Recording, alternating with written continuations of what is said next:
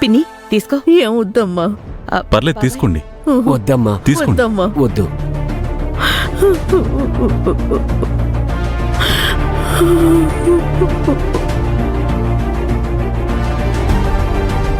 చిన్న సాయం అవసరమై ఏ దారి లేక నిన్ను వెతుక్కుంటూ వచ్చామమ్మా.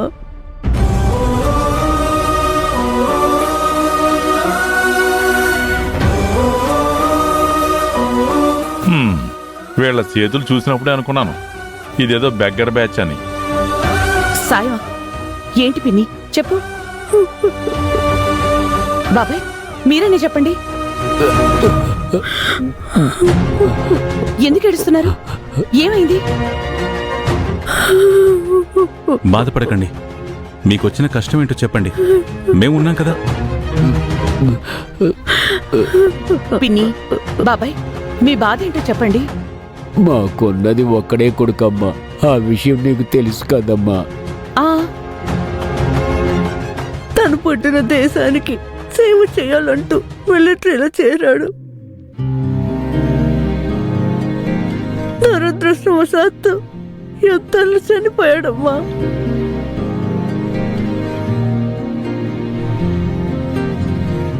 ఆ వార్త వినగానే మా కోడలు కూడా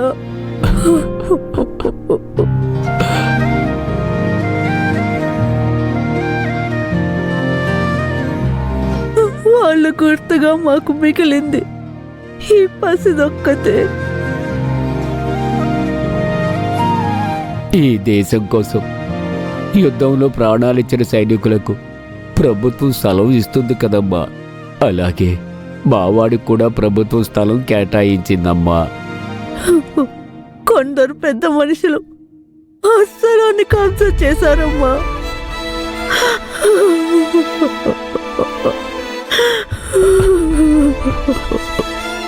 స్థలాన్ని కబ్జా చేస్తే పోలీస్ స్టేషన్లో కంప్లైంట్ ఇస్తే సరిపోతుంది కదా. కంప్లైంట్ ఇవ్వడాలయ్యాయి, మాకున్నది అది ఒక్కటే ఆధారం అని చెప్పి ఆ పెద్దవాళ్ళ కాళ్ళు గడ్డాలు పట్టుకొని బ్రతిమలాడటాలు అయ్యాయి.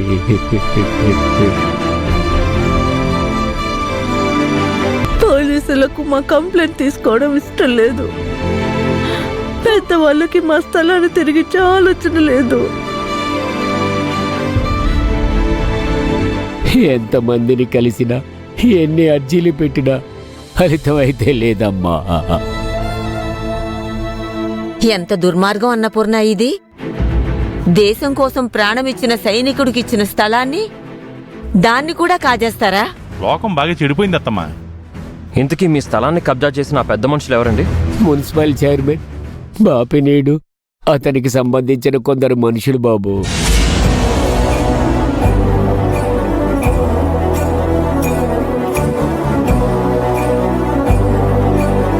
ఆ బాపినీడు ఎలాంటి వాడో మాకు తెలుసు బాబాయ్.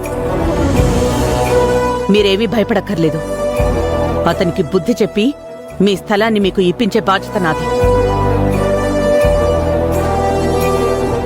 అమ్మా, వీళ్ళెవరి కోసమో నువ్వు ఆయనతో గొడవ పెట్టుకుంటానంటావేంటి? ఇలాంటి విషయాలు కోర్టులో తేల్చుకోవాలి గాని ఇలా కొట్లాడికి వెళ్ళకూడదు చెల్లెమ్మా. అన్నయ్య వీళ్ల కోసం అవసరమైతే కొట్లాడడానికి కూడా నేను సిద్ధమే.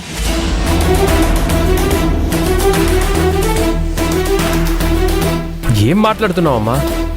ఎవరు ముక్కు మొహం తెలియని వాళ్ళ కోసం? విష్ణు, వాళ్ళేమీ ముక్కు మొహం తెలియని వాళ్ళు కాదురా. అసలు వాళ్ళెవరో తెలుసా? ఈరోజు ఈ అన్నపూర్ణ క్యాటరర్స్ కానీ మన కుటుంబం కానీ ఇలా ఉంది అంటే దానికి కారణం వాళ్లేరా.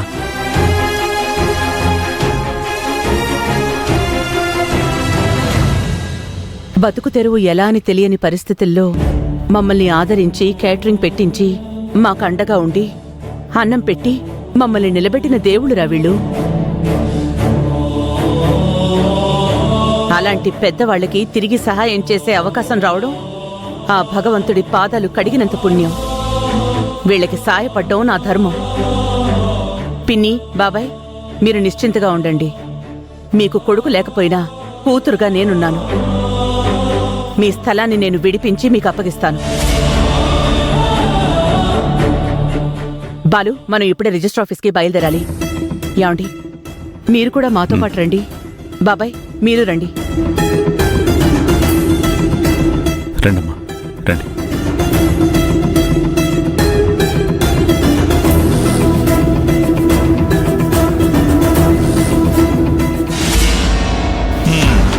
రేయ్, బాపినీడి గారితో మీ అమ్మ మళ్ళీ యుద్ధానికి వెళ్తుందిరా. పోయినసారి ఇదిగో ఇలాగే చేస్తే నువ్వు జైల్లోకి వెళ్ళావు. మరి ఇప్పుడు ఏమవుతుందో ఏంటో.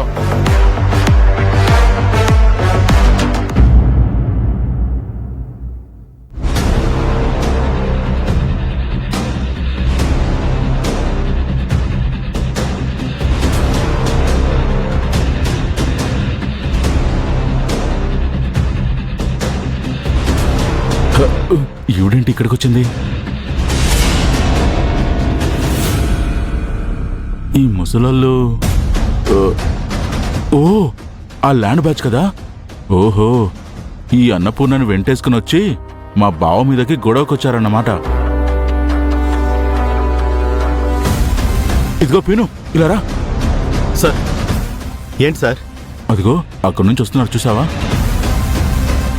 ఆ బ్యాచ్ మా బావని కలవాలి అంటారు. సార్ మీటింగ్లో ఉన్నారు, కలవడం కుదరదని చెప్పి పంపించేసాయి. వెళ్ళకపోతే సార్? ఎంతసేపైనా సరే అక్కడే వెయిట్ చేయించు. విసుగొచ్చి వాళ్ళే వెళ్ళిపోతారు. సరే, ఓకేనా? అలాగే సార్.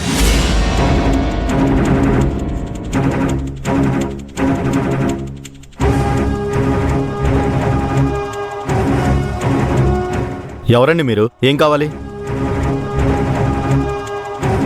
మీ చైర్మన్ బాపినీడు గారిని కలవడానికి వచ్చాం. సార్ మీటింగ్లో ఉన్నారు, ఇప్పుడు కలవడం కుదరదండి. అలా కాదండి, ఒక ముఖ్యమైన విషయం ఆయనతో మాట్లాడాలి. పర్వాలేదు బాబు, మీటింగ్ అయ్యేదాకా మేం వెయిట్ చేస్తాం.